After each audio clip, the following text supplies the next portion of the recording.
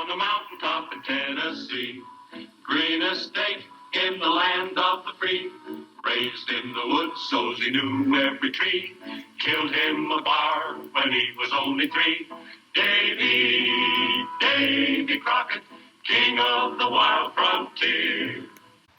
All right, class, today we are going to present the questions that you came up with to Colonel David Crockett from Tennessee, who's come down here to Texas. So let's find out a little bit about the Colonel. I think I'll kind of let him introduce himself, and then we'll give him some of the questions that you came up with. So, Colonel, take it away. Thank you, Mr. Glosson, sir. My name is Colonel David Crockett, Esquire, lately a congressman from the 12th District of Tennessee.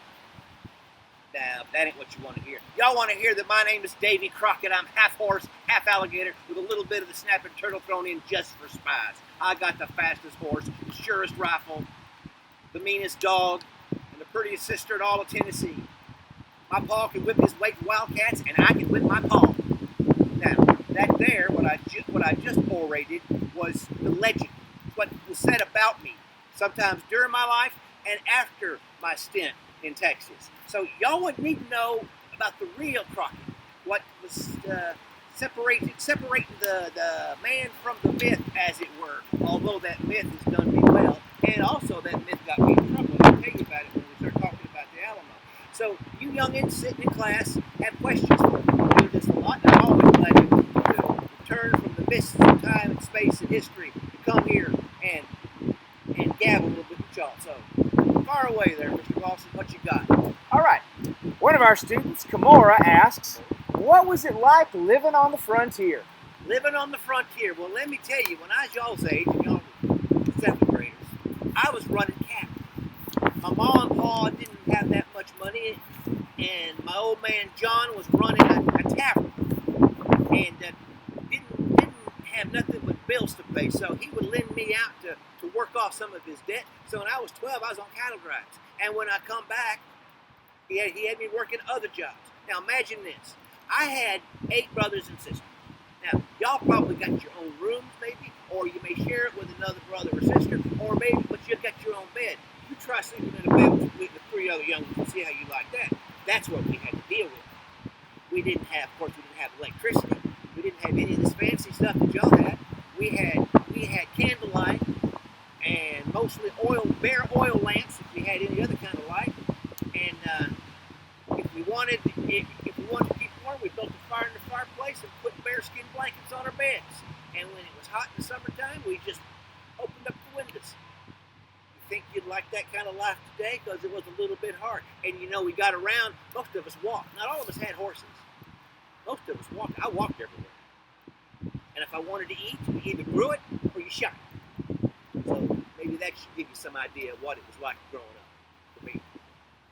All right, we've got a student, Jack, who would like a little bit of help with making it through school. He wants to know, how do you do well in school without doing any work? Son, you got to do the work, and you can't get nobody else to do it for you. I wish I would have stayed in school longer than I did. I started school when I was 12 years old, in between working off debts from my pa. And after the first day of school, I got in a fracas, a good old knockdown, drag-out fist fight with another student. And I was so scared that my pa was going to whoop me when I got home that I run away from home. So the only formal education I had was one day in school. I learned everything along the way. Now, I worked with folks who would help me learn how to read, write, and cipher. But I never had any formal education. So don't think jack about how not to do the work. Son, do the work. Be somebody. All right, the next few questions have to do a little bit with the hunt. Okay. So first one, this is one you might have heard before. Did you really kill a bear when you were only 3? That's that Disney song, ain't it? No, I was 10 years old the first time I killed the bear. And I killed him on the second shot. First shot knocked me down. Rifle recoiled real hard. Second shot, I got it between his eyes. So I've got a question from 3 students, several part question. Pascal, Abigail, and Nate want to know, why the hat? Did you kill a raccoon to make that hat? And how many raccoons did you kill? I never killed many coons. They're not that good at eating. And I only started wearing this hat in around 1834, right before I got out of Congress. And I'll tell you why I started wearing it. For one thing, these things aren't exactly practical, and they're only good on a cold day. But during my lifetime, during my tenure in Congress, there was a play written about, well, based on me, called The Lion of the West, written by a gentleman named James Kirk Paulding, who used to be the former Secretary of the Navy under previous president. And he created this pioneer character named Nimrod Wildfire. And Nimrod was supposedly loosely based on me, and the character wore an outlandish hunting suit, and he wore a bobcat on his head. Bobcat skin on his head. I didn't like that idea, but I would start wearing a coon skin, and that was popular. I was associated with that there play. That's where the half horse, half alligator soliloquy, monologue came from, and people expected it. And people come to expect things. So after I started wearing that hat, anytime I went somewhere, I wore the hat. When I left Texas on November the 1st, 1835, I left out of Nashville, Tennessee. My daughter wrote that she had seen me in my hunting suit with the coonskin cap and the trail tailing down my neck. So I did wear it, but not all the time, and only when people expected it. All right, here's another hunting question. Was it hard to find animals to shoot when you had to make so much noise reloading those black powder rifles? And, okay, these things don't make much noise when you're reloading. And if you're good at what you do, you can be silent. Now, in the woods of Tennessee, and even when we come down to Texas, there was wildlife aplenty. There was bears, there was deer, there was all that we needed. And all you had to do was to make sure that you loaded it right. You cocked your hammer, you made sure you had powder in the pan, you put some powder down the barrel of the gun, you got a mini ball and put her in there, and then you got the ramrod, packed it all in there.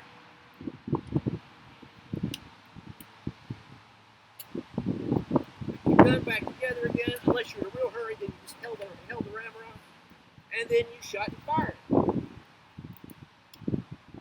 I was good enough. I got to where I could reload in a minute, and it was not noisy at all. Now, when you shot, that's what made the noise, because that made the devil's own noise when it went off.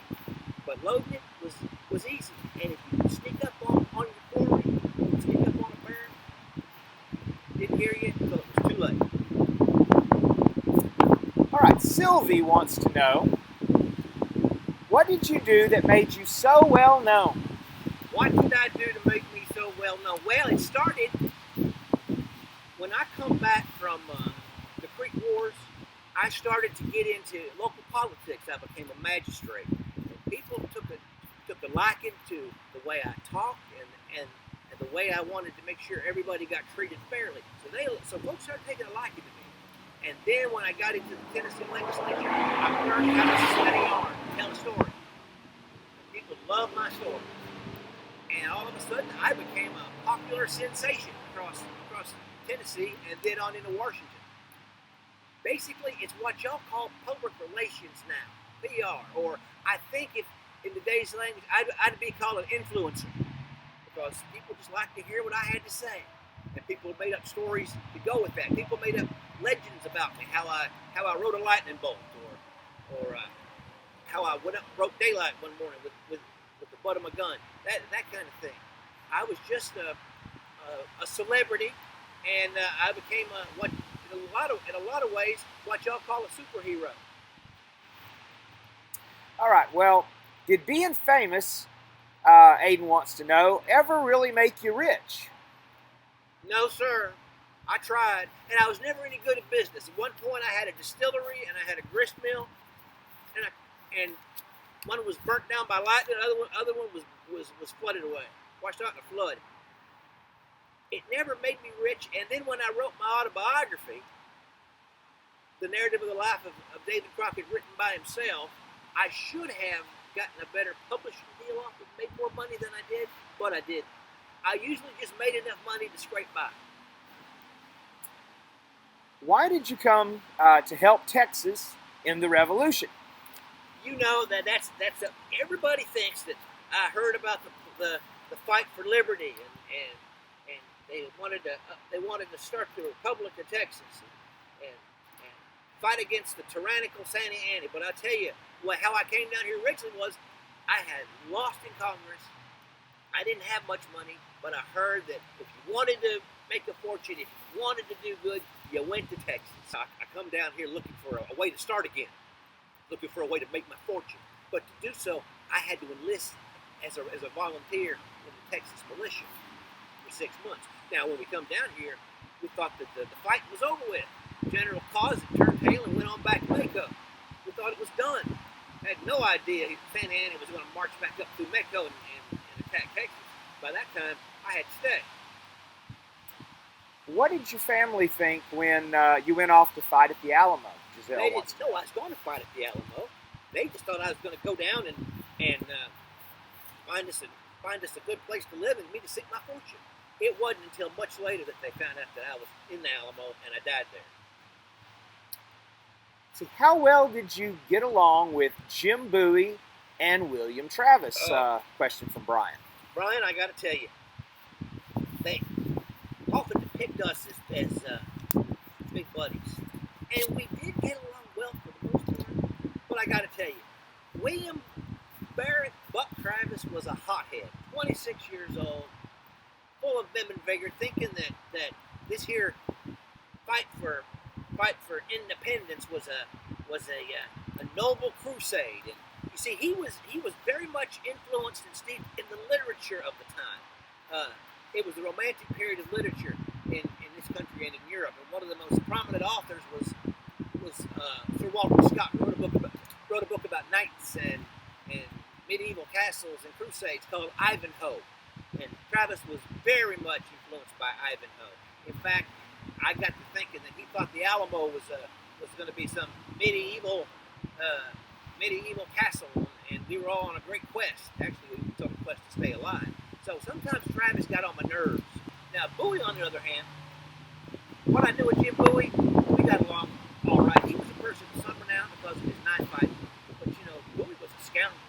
Bowie was a slave runner. And Bowie did some things that were more questionable than anything I ever did. But we seemed to get along okay until he got sick. And then there wasn't much to it after that. What was it like, Brooks asks, being inside the Alamo? Imagine this. Imagine you're hemmed up behind walls with people, food running out. It's cold. It's rainy. Sanitation's poor. You run out of coffee. And you can hardly sleep because no sooner do you fall asleep than the besieging army outside is shelling the place. You might see in movies that everybody looked all right and it was happy, but we were scared to death. Couldn't hardly sleep. Our nerves were shot. Didn't know what was going to happen next. We did know that Santa Anna was building up that army, and we held out in the hope that Fannin would come with replacements and other replacements. There were times when I got out to help bring in a few replacements here and there, but it was not an ideal situation to be in.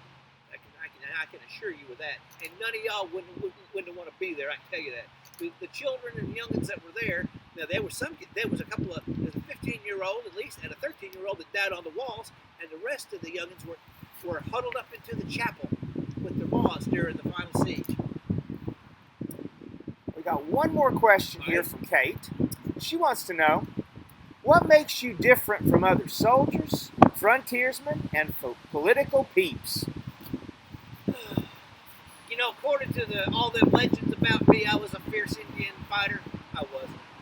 I was in the Creek Indian War, and that's a fact. But most of what I did was scout around for food for the other men, hunting and that type of thing, and scouted out trails for the army to take.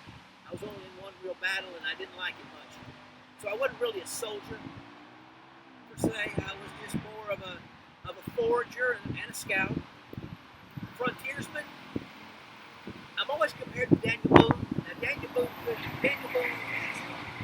like to explore. I just like to hunt. I'd go in the woods and just get lost just to hunt. So I wasn't really a pioneer in that sense. Although there were times when I had to bring my family to a different location to set up a homestead, I didn't have the wanderlust as badly as Boone did. And as a politician, now I thought I found my true calling as a politician, as a congressman. Because I could speechify and I could have folks eaten out of my hand if I wanted to. But you make enemies as a congressman, especially if there's something that you really believe in. I didn't like the fact that Andrew, by God, old Hickory Jackson wanted to move the Indians, and so I was big into stopping the Indian removal bill. I hated the idea of the Trail of Tears, and I lost favor for that. I didn't think that folks, once they were squatting the land, should be kicked off that land or pay high taxes for land, and that made me unpopular. So as much as I was good at telling a whopper here and there or making up yards, I wasn't that great of a politician either. In fact, if you look at it, the best thing about David Crockett, remember, I never called myself David. I was David. The thing about David was I meant well. I had a good heart. I loved my friends and family, and I was loyal to them. Everything else, I kind of let get out of hand. You know, when I come down to Texas and they said, "We're saved, boys. There's Davy Crockett." Davy Crockett, who could ride a lightning bolt and grit a bear to death. That was what they said about me. That was that legend, that myth, and I couldn't deny it because it was out there. So I just went ahead and I went ahead and let them say what they were saying. And so when the time came, when Travis drew that line across the sand and said, "Boys, we're done for. Those of you who want to stay and fight, cross the line." I had to cross the line. People expected me to cross the line. I had no other choice but to cross the line. Because what if I went like Moses Rose and went over the wall? How would the name Crockett been remembered? You think they'd be writing singing songs about me or making these motion pictures about me and TV shows? No. I'd have been called a coward. That was never going to happen. You know, I really didn't accomplish a whole lot in my life, but I left behind a great legend, didn't I? And a good memory. You know, being killed in a battle is a good way to boost your street cred, you might say, and your reputation, and they'll tell stories about you after you're gone. But it's been kind of nice if I could have hung around a little longer. All right, so any final advice for the students before we go? Stay in school. Do your best. Do what your mom and pa tell you. Find you, though, a dream and hang on to it, a cause. And always, always be sure you're right. And then go ahead. I thank you all. Thank you, Congressman Crockett. You're welcome. Davy Crockett, king of the